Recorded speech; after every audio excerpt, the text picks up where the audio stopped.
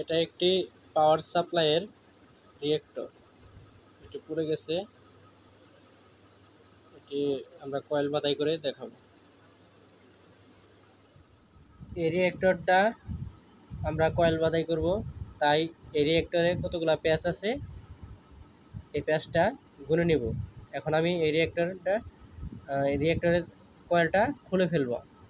Video লম্বা হবে তাই ভিডিও স্কিপ করে দিচ্ছি, খুলে তারপরে দেখাচ্ছি। এখানে আমি তারটি খুলে নিয়েছি। এখানে প্রায় 2 গজের মতো তার হয়েছে, বা 6 ফিটের মতো। আর এই তারের নাম্বার 17 নাম্বার তার। আমার কাছে 17 নাম্বার তার নেই, তাই আমি কিছু চিকন তার দিয়ে 17 নাম্বার তার মিলিয়ে নিব। 17 ডাবল। এখানে 17 নাম্বার ডাবল তার পেয়েছিলাম। 17 ডাবল করলে 14 নাম্বার তার আসে। এখানে 24 নাম্বার তার 10 গুণ করলে 14 নাম্বার তার আসে।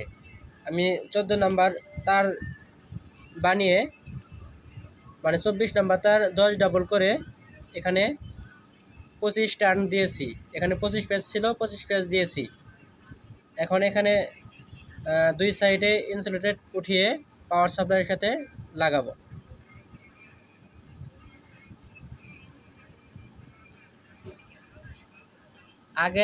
আগের এই তারটি ছিল অ্যালুমিনিয়ামের, আর এখন এই তারটি লাগানো হলো কপারের।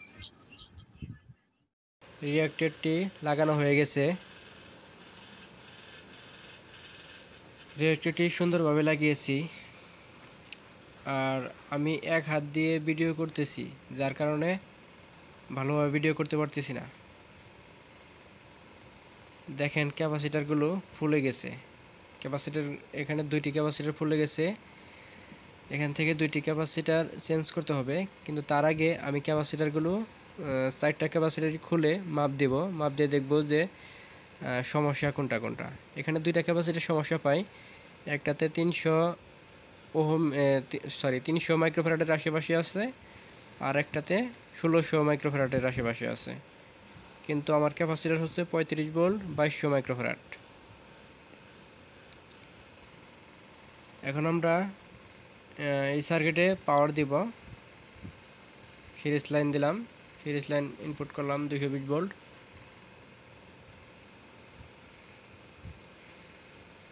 পাওয়ার ইন্ডিকেটর ল্যাম্প জ্বলে গেছে, অতএব 24 ভোল্ট আউটপুট হয়েছে। এখন আমরা ডিজিটাল মিটার দিয়ে ভোল্টেজটা মাপ দিয়ে দেখাবো।